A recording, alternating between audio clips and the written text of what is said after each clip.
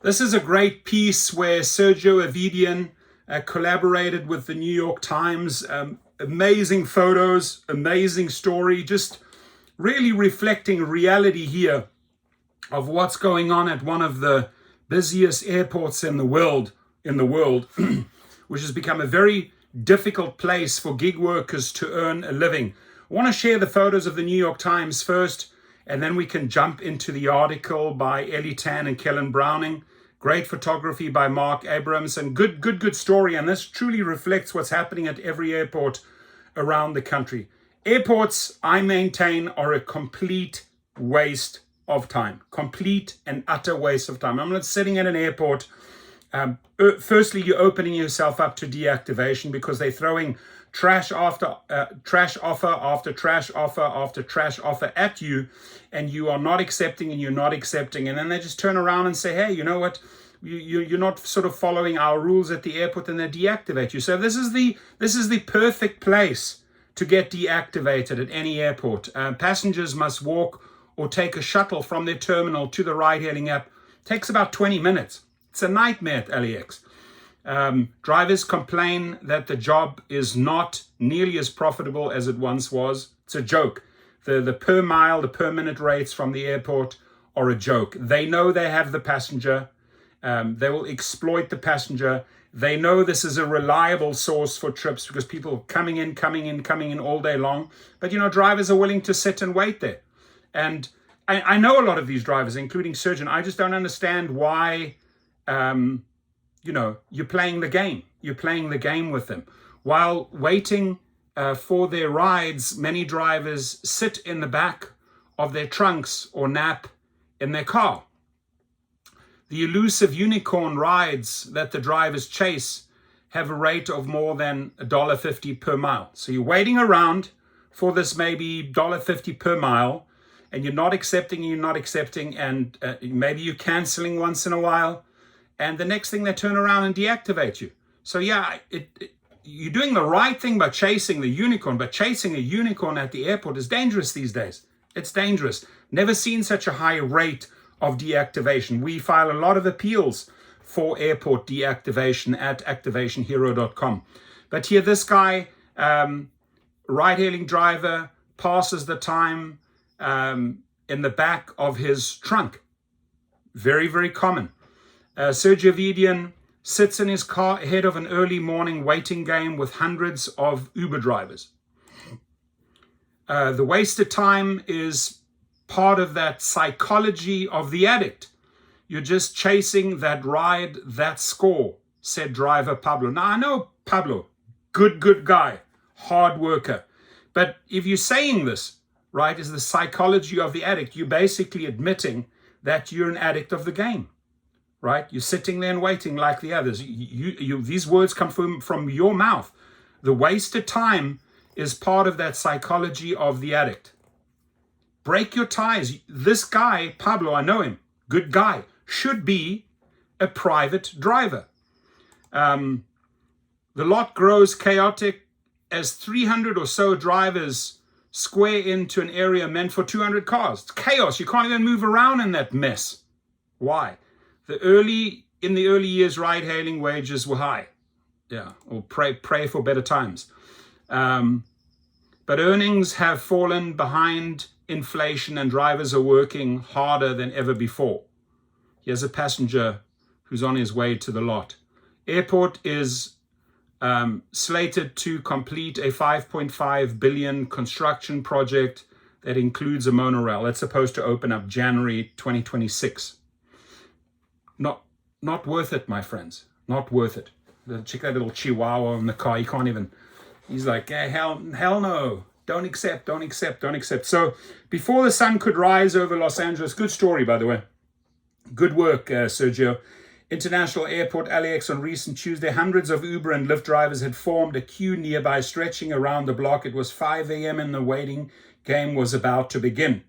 And if you can relate to this, leave your comments below, because this is pretty much the same pattern as any other big airport and smaller airport. In a few minutes, the line of cars would file into a fenced-off parking lot a mile from the arrival terminals. It is known officially as the Transportation Network Company staging area, but drivers call it the pen, where they wait to be matched with passengers getting off flights. The spot used to be a prime place to catch rides and earn decent money, but these days there seem to be few rides to go around. Veronica Hernandez 50 parked her white Chevy Malibu at 5:26 a.m. and opened the LYFT app to check her place in the queue. 156th place.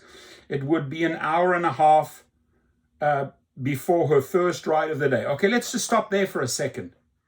And this is why it's the addict of the psychology of an addict, right?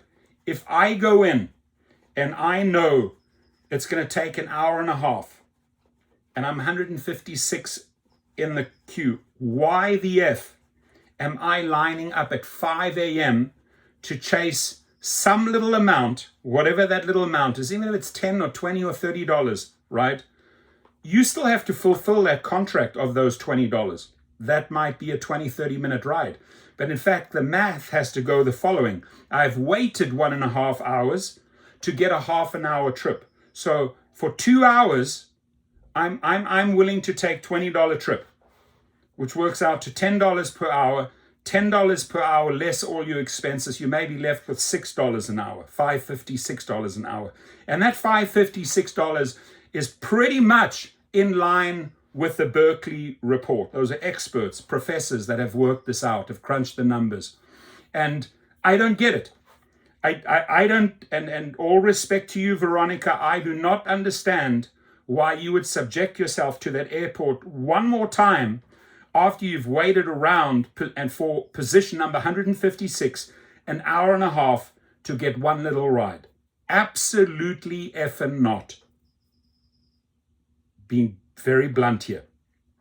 You have good days and you have bad days, Miss Hernandez said, swiping through a screen showing her daily earnings on the app that week. 205, 245, 179. Hopefully it's a good day. And if you have good days and bad days, balances out to be okay days, right? Like ride-hailing drivers across the country, Ms. Hernandez has seen her pay decline in recent years, even as the demand for her work feels greater than ever. And with the cost of gas and car insurance rising, the already slim margins of gig work is becoming less profitable by the day, she said. No place is more emblematic of these problems than LAX. I totally agree. One of the busiest airports in the world, but one of the most difficult places for gig workers to earn a living. Absolutely agree. It used to be a real way to earn money. Maybe under Travis Kalanick, right? Miss Hernandez said, now you can barely survive on it. And that, by the way, is Veronica right over there. Veronica, I would stay away from the airports. In the early days of app-based platforms like Uber, Lyft, and DoorDash, people flocked to sign up as drivers.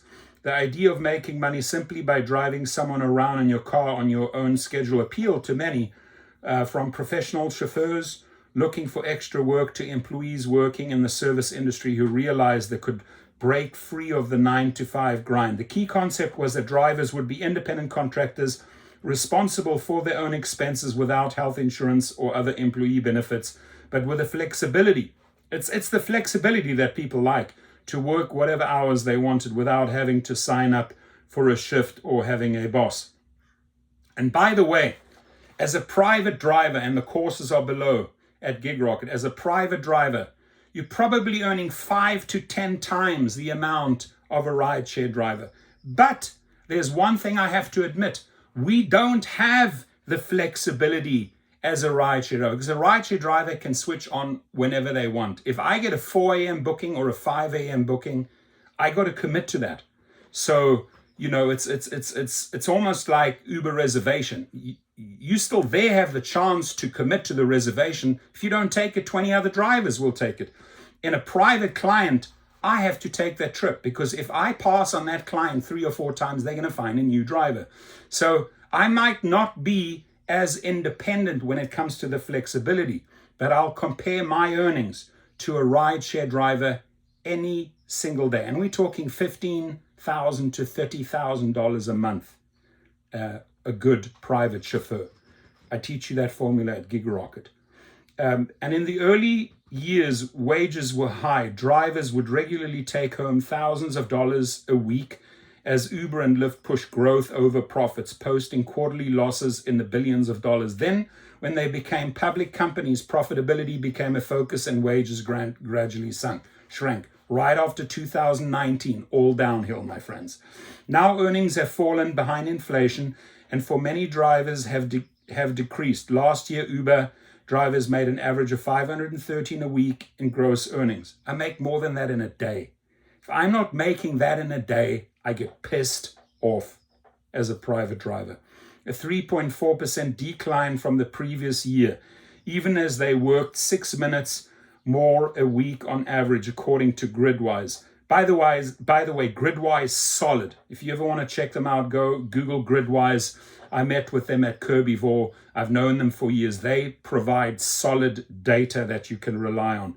An app that collects data and helps track their earnings. For drivers in Los Angeles, average hourly earnings on Uber are down 21% since 2021, Gridwise said. And that is true. I mean, check this guy. He's just sleeping there, right, on the lot. I don't know, my friends. That to me is not a lifestyle, sleeping on the concrete or in the back of your car. LAX introduced the new system in 2019 in an effort to cut down on bumper-to-bumper traffic at the arrival terminal. Instead of being picked up by Uber and Lyft drivers at the curb, passengers must walk or take a shuttle from their terminal. It's a nightmare.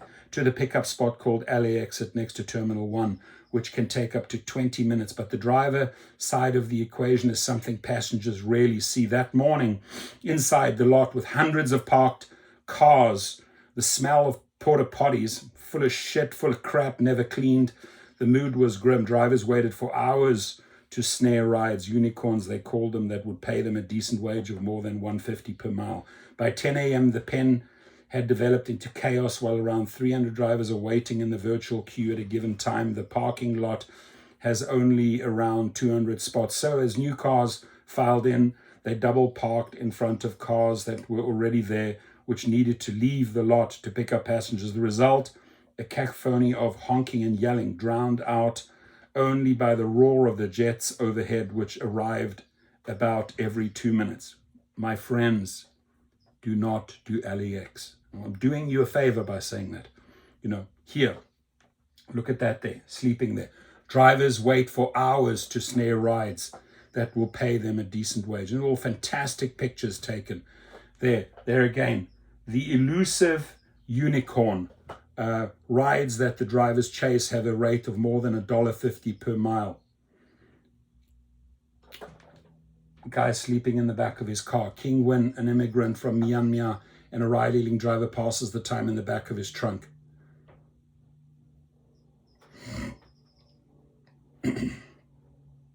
Sergio Avedian, a gig driver and senior contributor to a ride-hailing blog called The Rideshare Guy, settled into the pen on a recent Thursday morning at 10:36. After finding a parking spot, he opened a queue, 256 in the line. As he watched, the Uber and Lyft app rides popped up that were rejected by drivers high in the queue, but the rates were pitiful. $9.87 for a 13-mile trip, $19.97 for a 25-mile trip, and so on. He rejected all of them. We call this decline and recline. Declined, recline, declined, recline, Mr. Avedian said, lowering his front seat. To pass the time, groups of drivers smoke cigarettes and play cards. Some nap in their cars or watch YouTube videos. Hopefully you're watching this YouTube video if you're at LAX. Others wander around hawking phone chargers and car cleaning products. Occasionally arguments break out amongst various groups, sometimes along racial lines when competition for scarce trips grows fierce. The lot, check out the chaotic lot there. Look at that. The lot grows chaotic as 300 or so drivers squeeze into an area meant for 200 people. It's brutal, my friends. It's absolutely brutal. A separate economy exists in the pen to feed drivers. Outside the parking lot are taco trucks, but inside some women sell Chinese food from the trunks of their cars, trading plastic bowls of wonton soup for cash. Some drivers have taken out their frustrations by scribbling curses against Uber and its executives on the walls inside porta potties. lamenting and for the hours-long rides that result in no tips, or the days they've been locked out of their accounts with no explanation. If you want to get locked out of your account, keep on doing LAX, right? Keep on frickin' doing LAX. Sitting in the trunk space of his Toyota Sienna, Andreas smoked a cigarette as he refreshed his Uber app. Mr. Andreas, a 57-year-old from Iran, said he could make $3,000 a week before expenses driving for Uber before the pandemic, but has since declined significantly. He flipped through his most recent weekly earnings on his phone: $1,670, $1,700, $1,053. You have to take care of the family. I understand that part. You have to take care of the family. But please do it differently, not at LAX. Said Mr. Andreas, who said his wife and daughter are more than $7,000 in car and rent payments to make. Right now, I cannot. The New York Times first asked Uber about the conditions of driving at LAX in 2023, and the company said it was aware of continuing problems. But not much has changed in the years since. I say it got worse. Uber said that a variety of factors were responsible for lower wages, and that its take rate, the percent of each ride's fare that it keeps for itself, had not increased in Los Angeles. Liability insurance costs, the company said, have skyrocketed and now account for 43% of the rider's fare. So they blame everything on insurance. I just want to remind drivers, the companies buy insurance low and they sell it to you high. You can see that in your breakdown. It's obvious.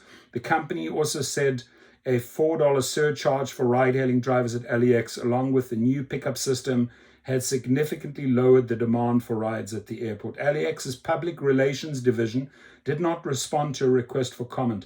MJ Macklin, a spokesman for LYFT, said the company was working with LAX to develop a new holding lot for ride-hailing drivers, which would be built as part of the airport's new $5.5 billion construction project, which includes a light rail between terminals and is supposed to reduce traffic.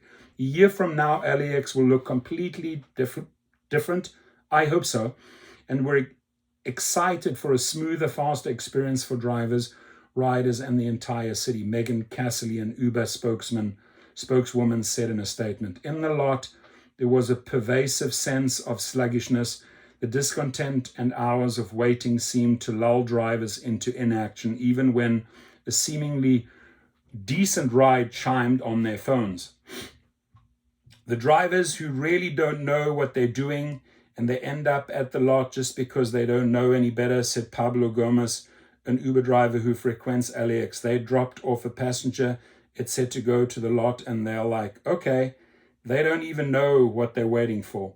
Driver advocates like Mr. Avedian and Mr. Gomez try to help drivers strategize and make the most of their time, which I understand, strategizing and make the best of their time. But no matter how you slice it and dice it, Sergio and Pablo, and I say this with respect because I know both, if you're 156 or 250 in the line, that is a certain amount of waiting you have to do.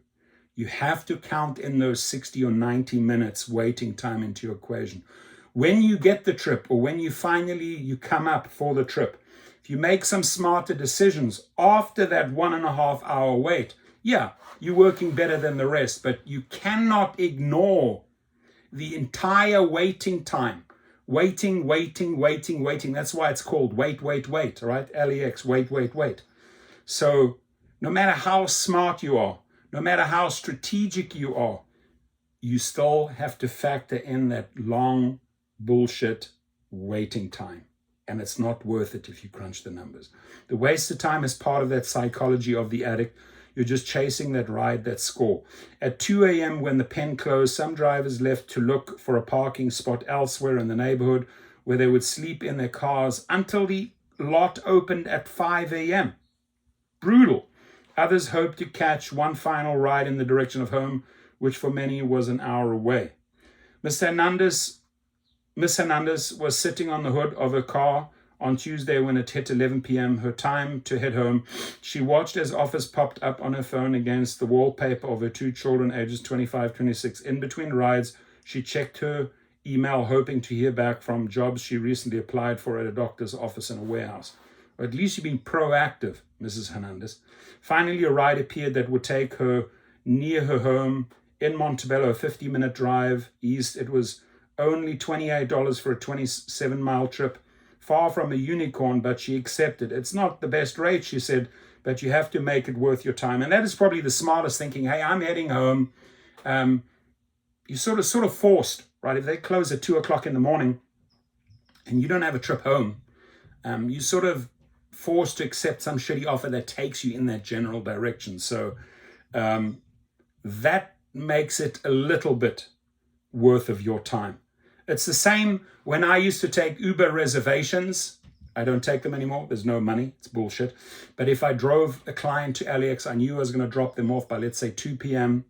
Had a pick up at 2:30 p.m., a reserved ride. I could fit my coffee in. I could get a little bit money on the way out, put that towards my gas.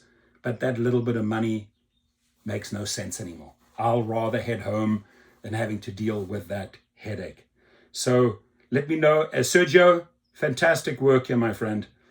As always, thorough, detailed, just a great, so a huge shout out to Pablo Gomez, awesome guy.